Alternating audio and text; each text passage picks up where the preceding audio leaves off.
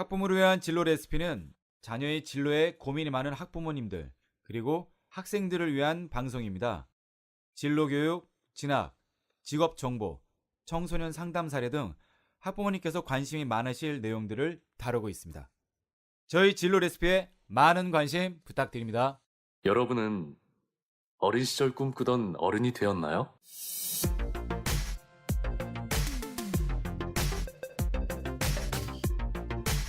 우리 아이들의 꿈을 지키고 싶습니다.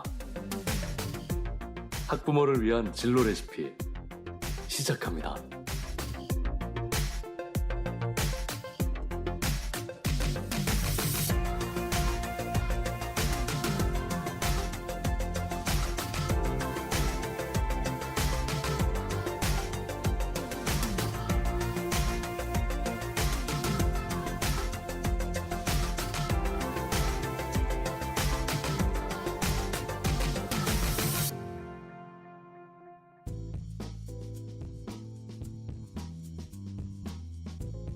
안녕하세요. 학부모를 위한 진로 레시피 김홍표입니다. 네, 안녕하세요. 민신태입니다. 예, 반갑습니다.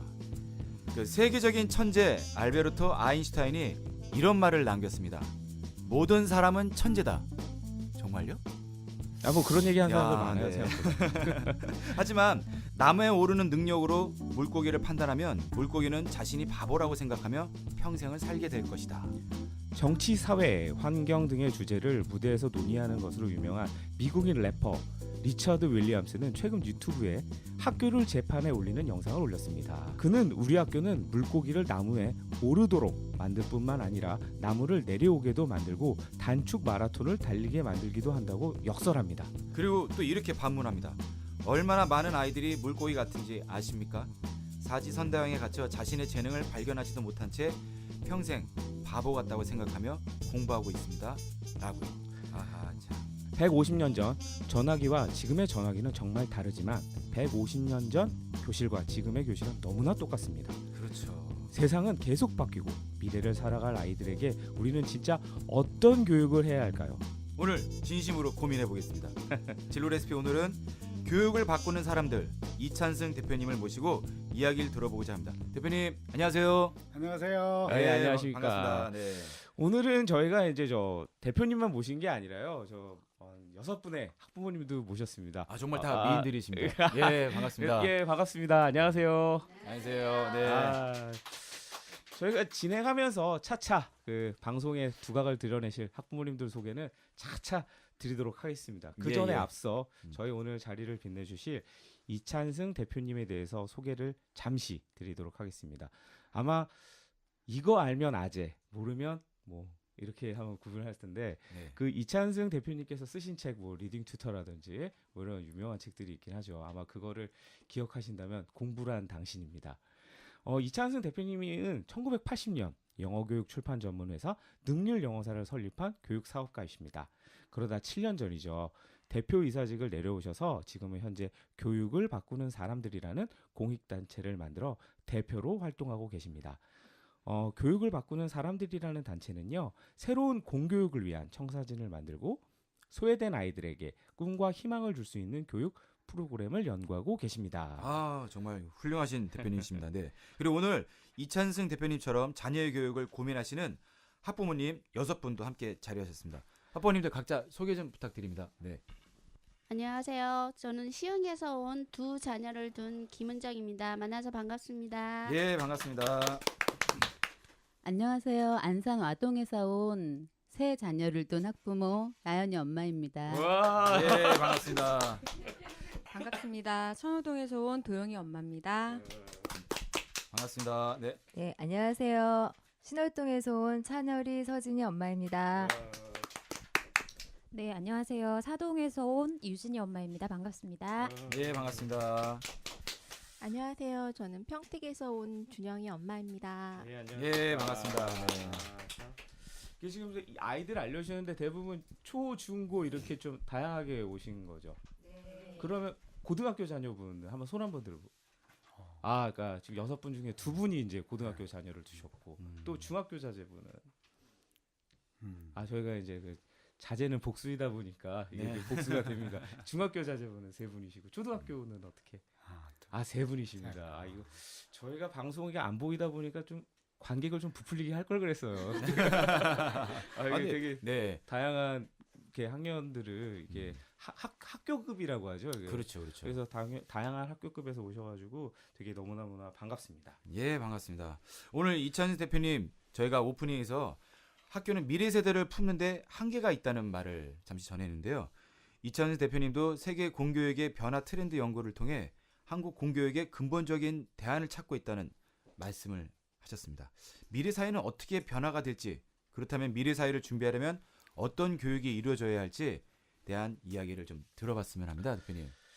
그 지금 뭐 미래가 많이 변한다고 하잖아요. 그러니까 지금 뭐 이게 참 왜 우리나라 참 똑똑하신 분들 많은데 왜 이게 꼭 언제 그 외국 분이 이런 얘기하면 참 회자되는지 모르겠습니다. 뭐 4차 산업혁명이라는 말이 뭐 회자되면서 그 책은 베스트셀러가 됐고요. 지금 그것 때문에 뭐 직업이 사라진다. 뭐 치과의사, 뭐 기자, 뭐 모든 직업에 암울한 전망을 끼쳤던 그 단어이기도 합니다. 그런데 이제 저희 같은 사람들은 그 미래가 그렇게 높이 올라가 본 적이 없어서 그런지 잘 안 보이기도 하거든요. 그러니까 지금 대표님께서는 크게 사업도 해보셨고, 그리고 현재는 교육이라고 하는 거에서 변화를 갈망하실 만큼의 어떤 비전도 보고 계시다고 저희는 생각합니다. 그래서 지금 미래 사회는 어떻게 좀 예측하고 계시는지 경험을 통해서라든지 좀 말씀을 좀 부탁드리겠습니다. 미래 사회 예측은 대부분 거짓말이 돼요, 나중에. 아, 거짓말입니까? 네, 뭐 빌 게이츠도 뭐 이럴 것이다 했는데 네. 보기 좋게 그냥 탁 다 네. 빗나가고, 그래서 미래 예측은 되게 어려운 거죠. 아. 그러니까 미래라는 게 인간의 힘을 벗어나서 이렇게 되는 요소도 있지만 인간이 이렇게 만들어가는 요소도 있으니까 그래서 미래 예측은 참 어려운데, 그래서 미래는 이제 예측하는 게 아니라 미래는 만들어가는 것이다. 만들어가는 이러잖아요. 것이다. 그러니까 네. 우리가 우리의 미래, 그 미래 속에는 학교도 있고 인간도 있고 세계도 있고 어떻게 만들어갈 것이냐. 그런 접근이 저는 되게 좋다고 생각이 들어요. 근데 아마 알파고 바둑 두면서 한번 훅 미래의 기술에 대한 이제 뭐 변화, 공포 이런 걸 느꼈을 거고, 이번에 이제 다보스 포럼에서 이제 4차 산업혁명이 되면 이제 뭐 온 세상이 다 바뀔 것이다. 그래서 이제 그럼 어떡하지?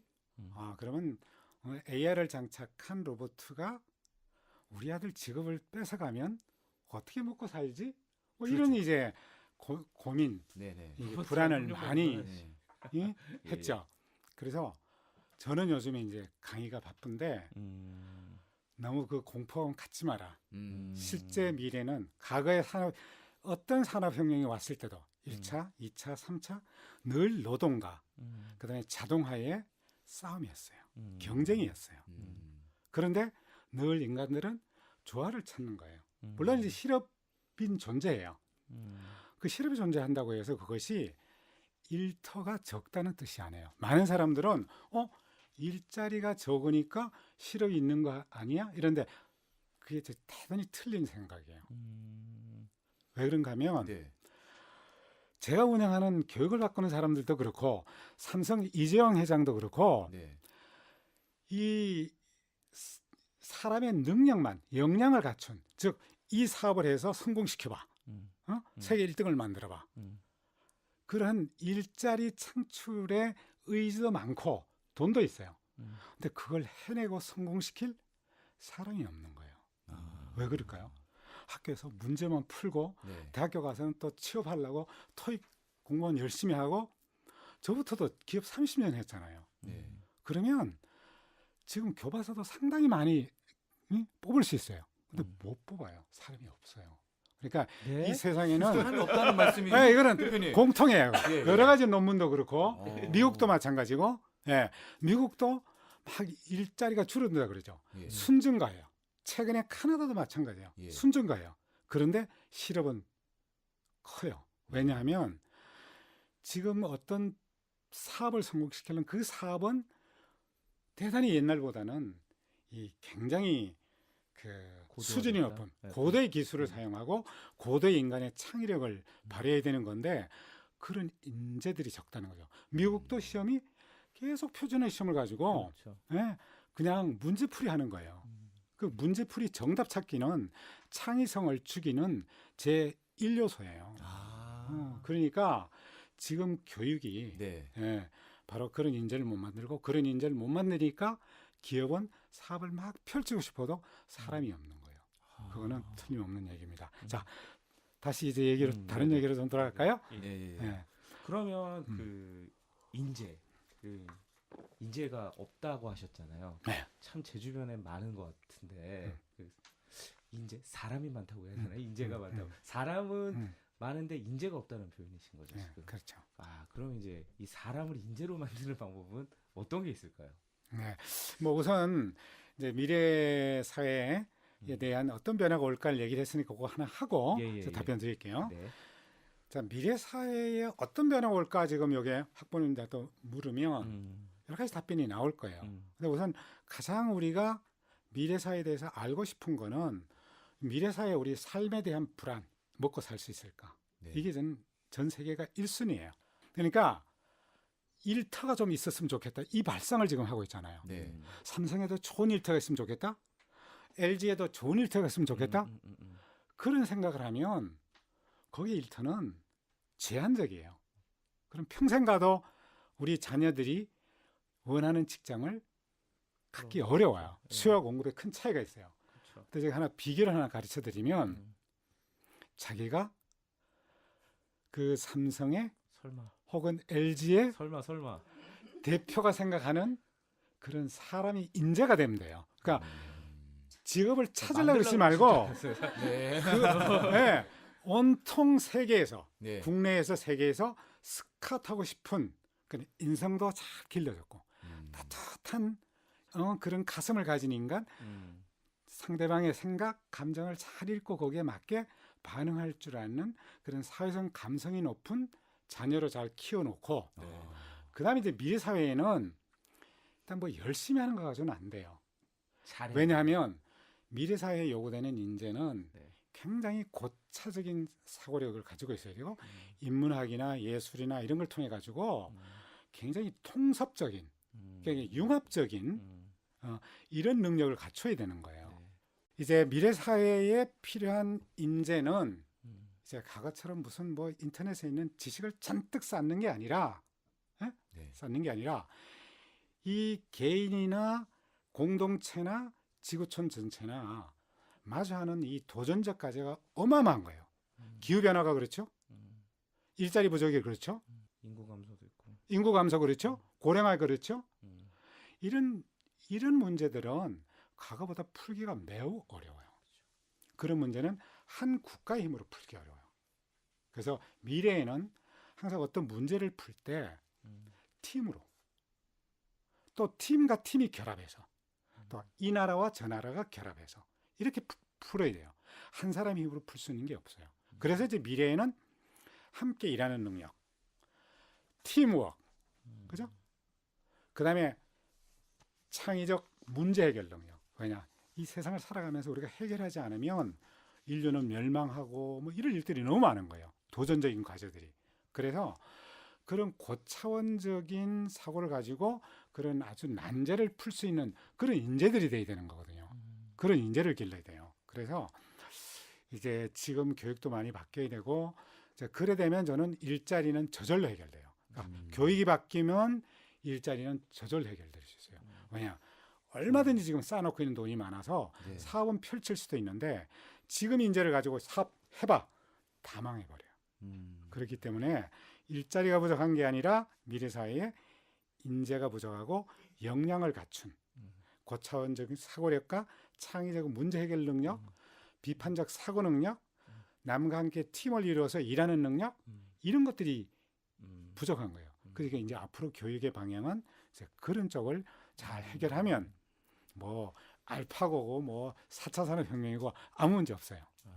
뭐 거기서 조금 더 이제 얘기를 한다면 일터에 대해서 지금 한국에서 잘못 생각하고 있는 것들을 제가 말씀을 드릴 수가 있는데 그래서 많은 사람들은 앞으로 미래 사회는 로봇에 의해서 많은 직업이 뺏길 거라고 그래요. 그래서 이제 공포에 떨고 있어요.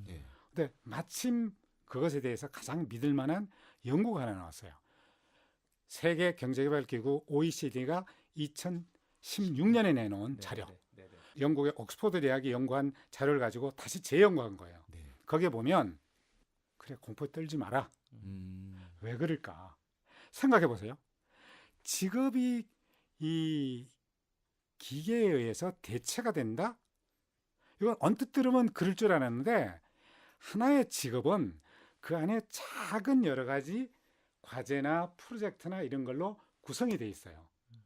그 중에 일부 프로젝트는 기계에 의해서 대체가 될 수 있지만 직업 전체가 대체되기는 어려워요. 예를 들어볼까요? 교사 한번 생각해 보죠. 뭐 미래 뉴스에 보면 앞으로 2030년에는 아이들이 교실에서 70% 수업이 아바타의 수업을 듣는 걸로 바뀔 거다 이런 얘기를 하는데 저는 그거 믿지 않아요. 교사들이 밥은 모르지만은 계속 상호작용을 늘리는 거예요. 아이들하고 토론 수업도 하고 그거는 프로그램을 해가지고 기계가 할 수 있는 게 아니에요. 그렇죠. 그러니까 예. 창의성, 감성, 공감 능력, 그다음에 상호작용, 기계가 할 수 없는 것들만 인간은 다 역량을 갖출 거예요. 그래서 지금 자녀들도 미래에 아바타에 의해서 혹은 로봇에 의해서 대체되지 않으려면 길러야 되는 그것은 지금 열심히 문제를 푸는 것이 아니라 기계하고 경쟁해서 이길 수 있는 역량을 갖추면 돼요. 그거는 공감 능력. 상대방 표정을 보고 목소리 듣고 네. 눈빛 보고 저 사람은 지금 이런 심정인가 보다. 내가 저 사람 입장이라면 나는 어떻게 생각할까? 엄마가 오늘 저한테 이런 얘기를 했다. 그럼 엄마가 되게 오늘 뭐 힘든 일이 있으시나 보다. 뭐 이렇게 이제 반응을 할 수도 있고 엄마가 내가 학교 가는데 그렇게 잔소리할 수 있어요? 대들 수도 있어요. 그러니까 이게 다 이제 앞으로 평화롭고 관계가 가정이든 사회든 행복한 삶을 살아가려면 제일 중요한 게 바로 이렇게 공감 능력이에요. 그런 걸 잘 갖추고 상호작용, 그러니까 상대방의 어떤 의중을 잘 경청하고 상대방 존중하고 함부로 상대방 얘기를 막 이렇게 평가하지 않고 객관적으로 들어주고 이런 능력을 잘 갖추면 그런 것을 기계가 갖출 수가 없어요. 그리고 그런 인재들은 기업이 안 잘라요. 네. 그래서 따뜻한 가슴을 가진 인간, 공감 능력이 넘치는 인간, 그리고 뭔가 창의적으로 문제를 해결할 줄 아는 그런 능력, 네. 이런 걸 잘 갖추면 로봇에서 전혀 걱정할 거, 로봇을 부리면 되고 그 일자리 엄청 더 창출할 수 있어요. 그래서 OECD의 그 연구에 의하면 그렇게 한 번에 바뀌는 게 아니다. 어떤 직업도 기계에 의해서 대체된다는 거는 70%가 바뀌는 것을 바뀐다고 정의를 해요. 100% 바뀌는 건 없어요. 작은 프로젝트는 기계가 다 할 수 있어요. 전기밥솥이, 전기 세탁기 혼자 다 할 수 있어요. 그거는 하나의 가정주부가, 엄마가 하루에 해야 되는 여러 가지 일의 일부예요. 근데 자녀하고 소통을 하고, 야, 너 오늘 힘들었겠다. 오늘 수업 재밌었니? 어쨌니? 생활 얘기를 하는데 그 기계가 잘 할까요? 갑자기 뭔가 새로운 게 궁금해서 자녀한테 질문도 던지고 상호작용하는데 그건 프로그래밍 할 수가 없어요. 그러니까 일과 중에 청소하고 일부는 대체가 되지만, 그래서 OECD는 70% 대체되는 것을 대체된다고 봤을 때 세계 평균은 9%예요. 대체되는 게. 한국은 세계에서 직업이 가장 기계에 의해서 대체되지 않는 나라 1순위예요. 6%예요. 독일이나 오스트리아 같은 데가 12%예요. 근데 1%라는 건 큰 거예요. 근데 한국이 6%다 그러면 뭐 노조도 좋아하고 우선 어머님들도 좋다 뭐 이럴 수가 있는데 네. 저도 안심입니다. 네. 저는 좀 슬퍼요. 왜 그럴까? 예. 한국의 생산성이 네. 되게 낮다는 뜻일 수도 있어요. 그게 왜 대체가 안 되냐면 위임, 뭔가 사장이 밑에 과장한테 난 너를 믿는다. 그러니까 나는 철학을 유지할 테니 네가 책임지고 네가 판단하고 네가 실패하면서 실패에 상 줄 테니 네가 사업을 이끌어봐. 넌 잘할 것 같다. 이러면 그냥 과장 하나 하는 일을 로봇가 하면 되는데 한국은 과장은 차장한테, 차장은 부장한테, 부장은 이사한테, 이사는 상무한테, 상무는 사장한테 다 물어봐야 돼요. 그것은 기계가 대체할 수가 없어요. 그러니까 한국은 대체율이 낮다고 보는 거예요. 그러니까 좋은 그거는 소리 아닌데요, 진짜. 그죠. 지금도 한국은 그 생산성이 세계에 OECD 뭐 미국이나 주요국보다 훨씬 낮은데 좀 걱정입니다, 사실. 그 어떤 조직이나 관습의 어떤 습관 때문에 그럴까요? 믿고 맡기고 야, 믿고 자율적으로 스스로 할 수 있는. 맡기네. 지금 학생도 그렇잖아요. 전공을 자기가 뭘 좋아하는지 알려면 자기가 막 실수해봐야 돼요. 오래 해봐야 돼요. 열심히 해봐야 돼요. 잠깐 일터에 가서 보고 저게 내가 좋아한다. 나는 뭐를 좋아한다. 이거 다 허상입니까? 허상이에요. 그래서 지금 너무 좋은 말씀 해주셨는데요. 좀 잠깐 정리를 해보자면 그러니까 고실업의 시대에 인재 부족 시대에 살고 있고요. 저희는. 근데 실업률은 높지만 참 쓸만한 인재는 없다. 근데 그게 이제 슬픈 소식이 아니라 정말 필요한 인재가 없어서 그렇다라는 말씀을 해주셨고요. 그다음에 이제 부의 집중의 시대에 우리가 지금 돈이 없는 게 아니다. 그걸 끌고 갈 사람이 없다. 또 인재 부족의 시대에 인재에 대한 얘기 또 해주신 것 같아요. 또 하나가 이제 좀 가슴에 참 와닿았었는데, 그러니까 지금 기계가 그러니까 알파고들이 이제 우리 직업을 뺏을 수 있다라고 계셨는데 그때 우리가 갖춰야 될 덕목이 사람 되는 건 것 같아요. 그러니까 소통 능력이라든지 그렇죠. 뭐 난제를 해결하는 능력이 함께 일하는 수 있는 능력. 어떻게 보면 그냥 상식적으로는 사람이면 할 수 있는 거를 사람이 사람 될 때 기계를 이길 수 있다라는 얘기인 것 같아서 저는 그 그렇게 인성을 갖춘 사람 아닐까요? 그렇죠. 그렇죠. 그러니까 지금 학교나 아니면 뭐 저희가 이제 문제풀이나 또 이제 음. 밤을 새면서 하는 거 할 수 있는 게 아니라 정말 사람이 되었을 때 미래를 준비할 수 있다라는 말에 참 공감을 많이 하게 정말 됩니다. 좋은 말씀이십니다. 예. 네. 그러면 저 대표님 이런 인재들은 어떻게 길러질 수 있을까요? 그냥 뭐 학원은 없어요. 이런 학원은 공감하는 학원 뭐 이런 건 없나요? 그냥 뭐 지극히 상식적으로 생각하면 될 것 같아요. 이 가장 기본적인 거는 사회가 네. 또 어른이 네. 가정에서는 부모가 그다음에 사회에서는 뭐 사회 지도층이 그다음에 이제 학교에서는 선생님이 그런 것을 실천을 통해서 보여주면 돼요. 인간은 이미 따뜻한 그런 가슴 또 남에게 어떤 사랑을 베풀고 어떤 이런 우리가 가장 바람직하게 생각하는 그 인성들을 씨앗은 다 가지고 있어요. 그러면 주변이 그러면 그런 것이 발현이 돼요. 커져요. 근데 사회가 이렇게 막 늘 입시 준비만 시키시고 정말 우리 사회 문제, 너희들 개인의 문제 이런 것도 우리가 한번 같이 해결해 보자. 이런 수업이 없고 그러면 아이들이 삶을 통해서 실천적으로 배울 수 있는 기회를 못 갖는 거예요. 그래서 사실은 우리가 삶 자체가 이 우리의 좋은 인성의 그 배움터예요. 그런데 우리가 아이들한테 어른들이 그런 것을 모범적으로 못 보여주고 있어요. 저도 지금 생각하면 지금 부모님들한테는 좋은 부모 되시라고 뭐 이러지만 제가 돌이켜보면 엄청 권위적인 아빠였고 그래서 반성을 많이 하는데 그래서 저는 아이들의 인성, 아이들을 키우기 위해서는 아이들을 변화 대상으로 삼는 것이 아니라 우리 사회가 먼저 변해야 되고 작은 지역사회 공동체가 먼저 변해야 되고 가정이 튼튼하고 화목하고 평화롭고 거기서 변해야 되고 우리 각자 어른들이 변하면 아이들은 저절로 변해요. 이따 이제 진로교육에 대해서 본격적으로 말씀을 질문해 주시면 하겠지만 그러면 진로교육도 그러면 앞으로 어디로 가야 되느냐. 그럼 진로교육도 제가 지금 말씀드리는 이런 탄탄한 인간으로서의 어떤 기본적인 도리를 지키고 남과 함께 같이 호흡하고 어떤 동정심을 가지고 서로 힘들 때 도와주고 그런 이 공감 능력 발휘하고 사회성, 감성 그런 스킬 이런 거를 잘 튼튼히 키웠을 때 아이들은 건강하게 잘 자라고 건강한 사회가 될 수 있거든요. 그 위에 진로라는 혹은 이제 이따 저는 이제 얘기하겠지만 어떤 생애 전반적인 삶, 직업 이런 문제들이 다 해결될 수가 있는데 말씀을 듣고 있으니까 제가 반성이 됩니다.